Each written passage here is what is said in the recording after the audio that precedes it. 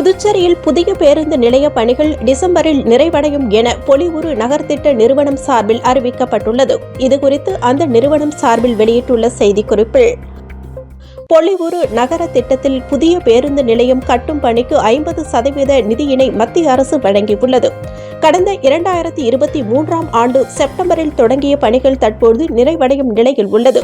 பேருந்து நிலையத்தின் முன்பு 17 கடைகள், 1 உணவகம், 2 போக்குவரத்து அலுவலகம், 2 பயணச்சீட்டு பதிவகம், 1 நேர காப்பகம், 32 பேருந்துகள் நிறுத்துமிடம் மட்டுமே இருந்தன.